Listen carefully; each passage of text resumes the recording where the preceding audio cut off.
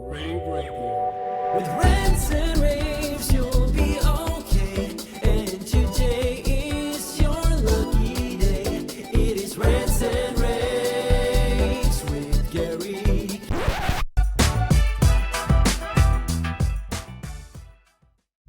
Hey everyone, Steph Beckett here. Welcome to another episode of Rants and Raves. This is our pre-InfoComm 2026 series in which we tell you the technology, the booths, and a few of the sessions that you should check out at this year's InfoComm. Joining me for this episode is the ever-famous Paul Harris from Aurora. First of all, Paul, how are you? Long time no see. Doing well. How are you? Doing well. We kind of talked about we're in the final stretch to InfoComm and it's very stressful, but we're gonna make it, you know? Yeah, for those of you who don't know what manufacturers go through, yeah, we always wait till the last minute to get everything done and try to get as much as we can in there. Otherwise, you're waiting a whole nother year to show whatever it is that you really wanted to show. So, yeah, we're in the crunch mode. Yeah, you know what? Waiting till the last minute, it kind of keeps you young, right? Like it keeps some excitement. Maybe. Well, for those who are not familiar, talk a little bit about Aurora and the company's history. So, Aurora's been in business for 28 years. We manufacture AV over IP products, video in general, audio products, control systems. And the whole thing about us is going outside the norm, still sticking with the industry needs, but showing that there's a different and a better way to do what can be done. And so that's kind of always been our thing is, no people start getting like, oh, another world's first claim. Oh no, I live by making it the first to be able to do something. So I live for that. So once again, at InfoComm, we're going to show some more world's firsts. Yes, and speaking of that, I have heard whisperings about this, and I'm sure from Gary K. And you have been teasing what you guys have described as Dante over Wi-Fi, which is an incredibly big deal. For people who are hearing about this concept for the first time, what exactly are you doing, and why has this been such a difficult problem for our industry to solve? So Dante over Wi-Fi, or like anything transmitting over Wi-Fi, you have to rely on the congestion in the room with all the other traffic and all the other Wi-Fis. And yeah, we're going to be proving a lot at InfoComm because there's going to be a lot of congestion there. So hope it all goes okay at InfoComm, since God only knows how many Wi-Fi routers are there. But in a typical environment where you don't have hundreds of Wi-Fi things sitting at you, you do get latencies you have to deal with, and Dante's very particular latency. It uses the PTP protocol to time the devices. You want things in the very low milliseconds, and plus, like anything else that goes over the air, there's possibilities you can drop packets, and when you do, it can cause problems. You get peaks, packet losses, and those are the things you have to overcome. So we've overcome a lot of that. That is really exciting because one of the biggest concerns that people have, of course, when they hear audio over Wi-Fi is reliability, of course. So what had to happen technically for you to make this viable in a Pro AV environment?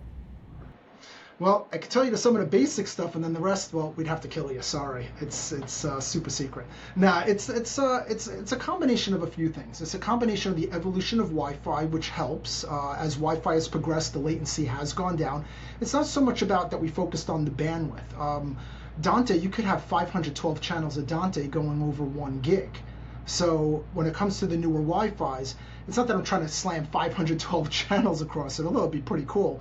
It's more about how fast can I transmit it to and from the device, since our smart speak devices is both a beamforming microphone as well as a speaker coming back at it.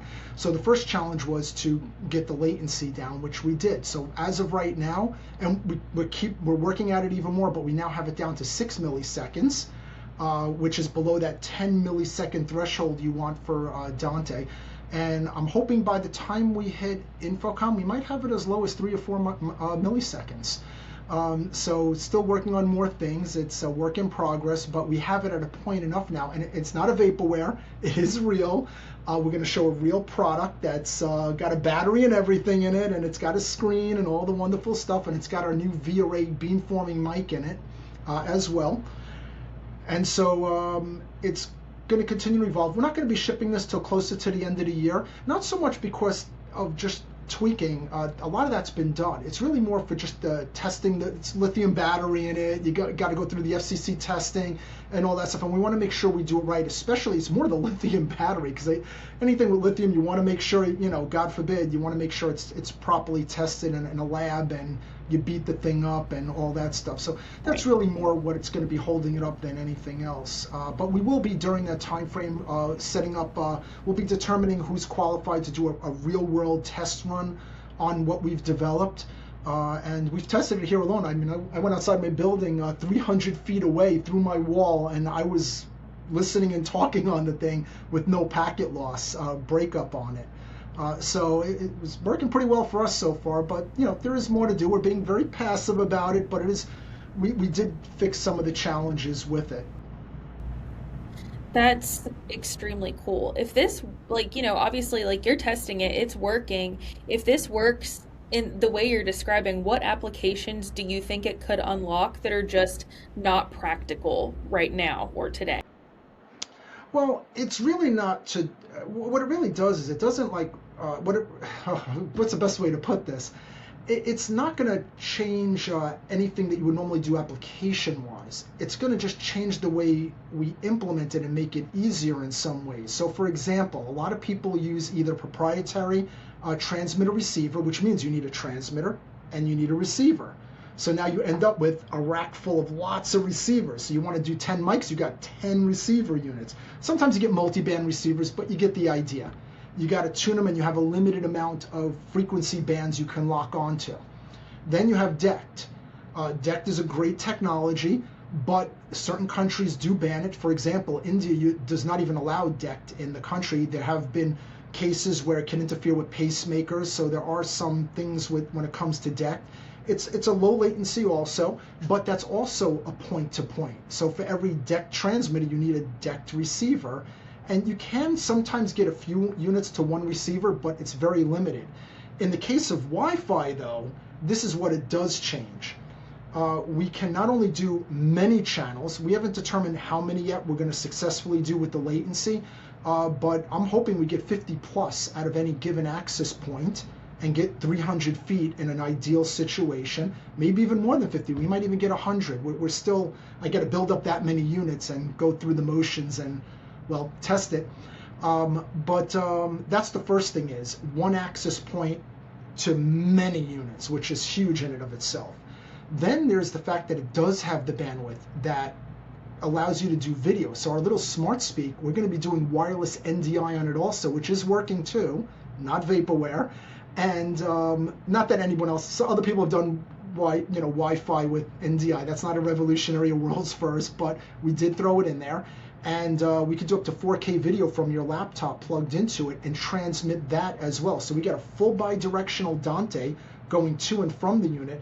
And in addition to that, we have up to 4K NDI to send out over the network. So now we can do the video. So when you're plugging it into your laptop, it's not only beamforming and picking you up, it's playing the audio locally if you choose it to do so. And I got the video as well. So that's the part that really does have a huge benefit. Would I use it for a live concert? No. So you want really, really low latency for that one. But is it good for a Teams meeting like this? Oh, perfect. I mean, amazing. Can you use it for voice lifting and mix minus? Yes, you can. It's right on the threshold of what's reasonable for that. So it will work with that as well. So it does have the same applications as any wireless microphone you're using right now.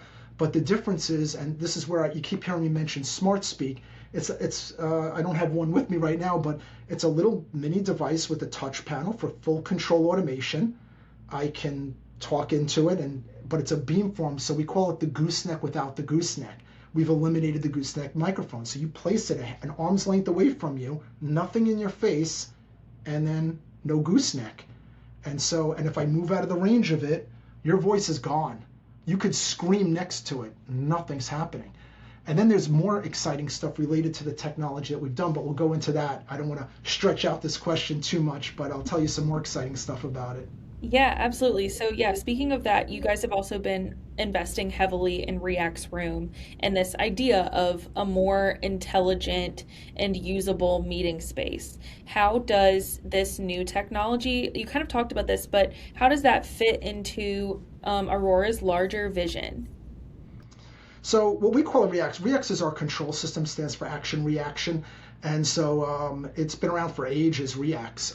But it's we like, I mean, we put we put the proof where it has to go. So we are one of the fastest control systems out there and one of the most powerful that's out there as well. We will be showing some new versions of our wall panels and desktops and other things that will be at the show. But React's Room is using our control platform with our smart speak to build a room that is easy to put together, nearly rackless, because each unit is the amplifier, it's the speaker, it's the beamforming microphone, it's the control system panel. It could be used for voting, raising your hand, seat location placement. I mean, if you think about it, when you walk into the room, where do I sit? Or strategically, where do I sit people by? Or when you're sitting at a table and you need to control something, how many times have you said, oh, there's no one sitting over there, and that's where the control panel is, and then you get up and you go to the control panel and you walk back over, or you tell somebody else to press the button for you. Now everybody has their own customizable control panel. You can vote right there and then. What's the budget? Whatever you need. And our control systems can do something. Whoops, sorry about that.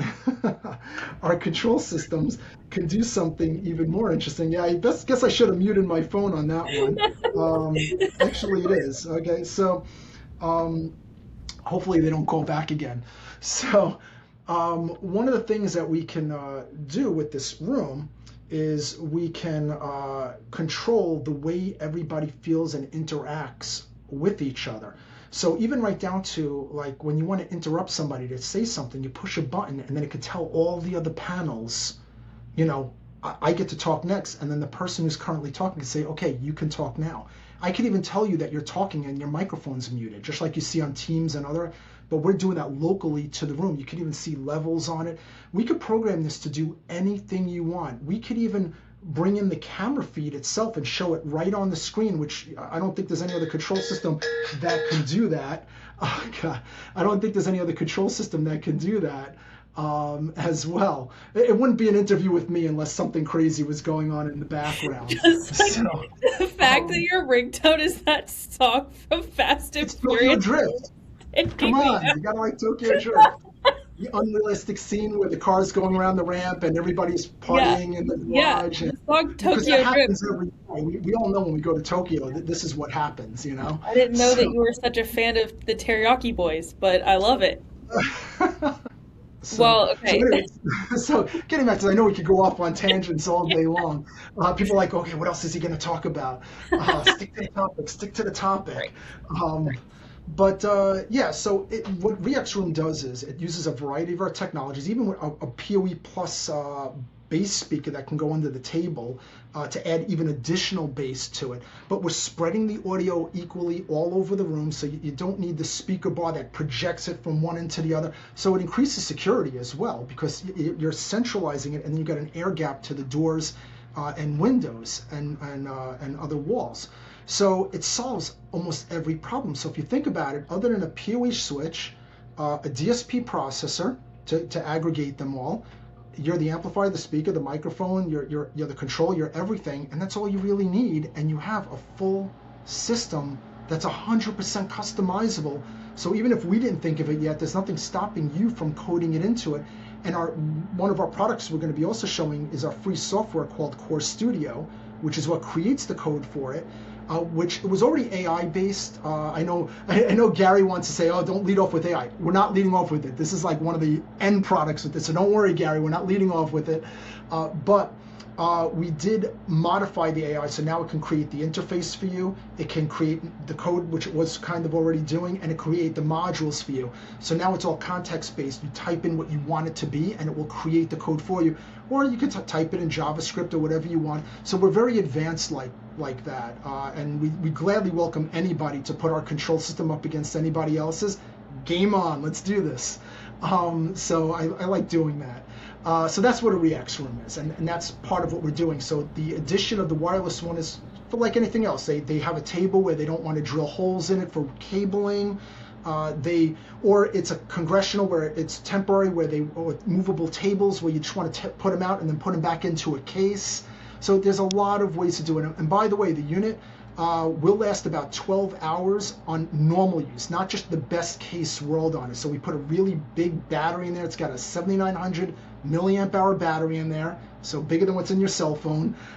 It also will wirelessly charge or charge through the USB-C port on it. So there's 2 ways of charging it on top of that as well.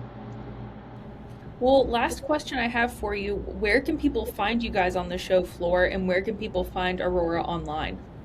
Okay, so Center Hall, I believe it's 7529. If it's not, you'll be able to find this. We got plenty of marketing going on this year telling to come see us. For the website, it's auroramm.com. Nothing's fully up there yet. Sorry, you got to wait till the show, and then all the stuff will be posted. We're going to be showing, as of now, we said 15 plus products. We're up to 17 products now. So we got 17 new products we're going to be showing there.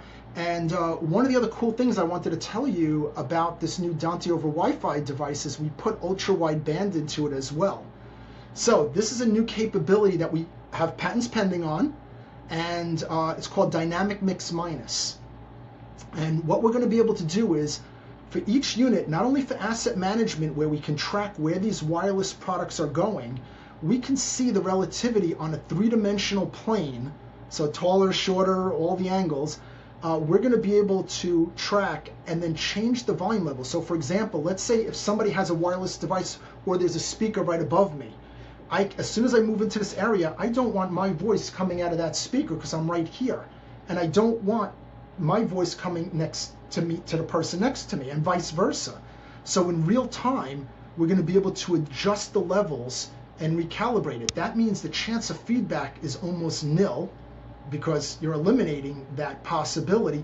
And you can even, if you want to, re-equalize and also redo the delays, because that's one of the things I see a lot of people make a mistake when they calibrate rooms is they don't realize that as your voice travels, you have to add delay to the speaker. So for every foot, it's another millisecond. So what happens is a lot of people, they set up the room, they just set it up flat. So next thing you know, you're 10 feet away. My voice has changed by 10 milliseconds to that person 10 feet away. You balance the room. And so we're going to be putting things in there that eventually will even auto-balance the room as well. So this way it'll figure out distance and calculate out delays, not just the equalization of it as well. So yes, believe it or not, our unit has a 21-band parametric EQ for all the audio geekies that are out there, who understand what the heck I just said.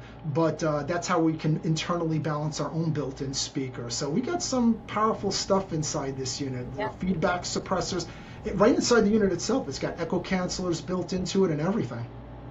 That's awesome. Well, Paul, thank you so much for your time, and I'll see you in just a couple short weeks in Vegas.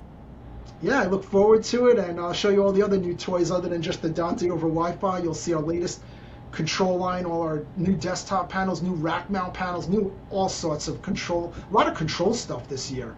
A lot of interfaces, and then some other more Dante stuff, and you'll see all sorts of goodies. I can't wait, and that means if I'm finding out about it, everybody who's watching and listening is going to find out about it. So make sure to keep an eye on ravepubs.com/infocom for all your Infocom news. Again, I'm Steph Beckett, and we'll see you next time, everybody. Bye. rAVe Radio. With rants and raves, you'll be okay. And today is your lucky day. It is rants and raves.